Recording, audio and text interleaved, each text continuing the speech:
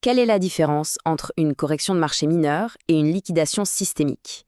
Pour le comprendre, il faut plonger au cœur de l'algorithme de gestion de crise du corps et voir ce qui se passe quand il bug. Première étape de l'audit, analyser la zone du crash. Toutes les fuites de capitaux ne sont pas identiques. Loin de là. Il existe deux types de crises de liquidité. D'un côté, les micro-fuites, la panique des petits porteurs, signalent un problème chez les investisseurs de détail, les plaquettes. De l'autre, on a les hémorragies profondes, les crashs boursiers massifs qui touchent les actifs stratégiques. Ça, c'est la signature d'une coagulopathie, une défaillance systémique. C'est notre suspect principal. Et ce qui est fascinant, c'est l'algorithme de trading à haute fréquence conçu pour empêcher ce genre de pertes. La cascade de coagulation. Pensez-y comme une banque d'investissement avec deux départements, le marché intérieur et le marché international. Chacun active une chaîne de produits dérivés spécifiques.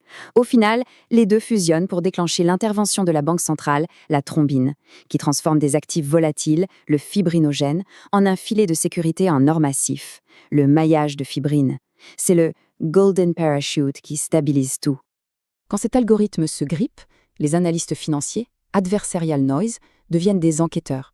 Ils utilisent des stress tests, des indicateurs précis pour localiser l'actif défaillant. Adversarial noise. Et c'est là que tout s'éclaire. Un indice de volatilité, le TCA, qui explose, pointe vers un problème sur le marché domestique, un problème sur les actifs 8, 9, 11 ou 12.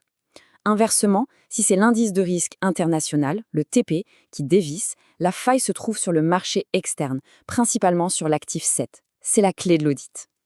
Avec ces données, on peut commencer à profiler les coupables. Les algorithmes corrompus qui provoquent le Freck 9 Hz crash de la cascade.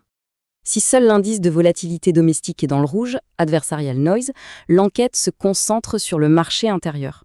On suspecte alors des portefeuilles hérités toxiques, comme l'hémophilie A ou B, ou l'intervention d'un fonds spéculatif externe, comme l'héparine, qui shorte le système.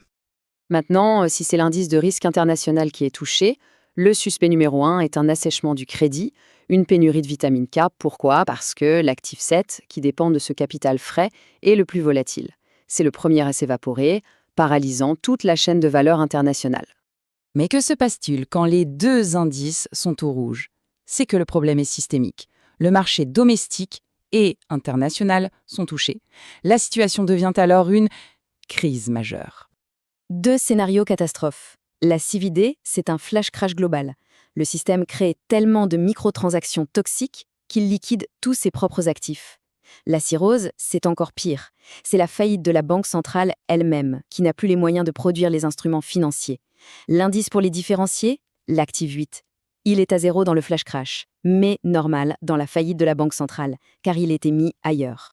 Une fois à l'origine de la crise identifiée, comment la résoudre? Passons au plan de sauvetage. Le plan de sauvetage est purement logique. Il s'agit de réinjecter les actifs manquants, comme l'actif 8, dans un portefeuille toxique. Fournir les matières premières, le capital frais, comme la vitamine K, pour relancer la planche à billets. Ou, dans les cas extrêmes de flash crash ou de faillite, injecter un bail-out massif de tous les actifs en même temps. Et surtout, il faut traiter la cause racine qui a corrompu l'algorithme au départ. Ce qui nous laisse avec une dernière question. Comment mieux contrôler ce système financier interne, à la fois créateur de richesse et arme de destruction massive? Comprendre cet équilibre précaire est la seule façon de protéger son capital.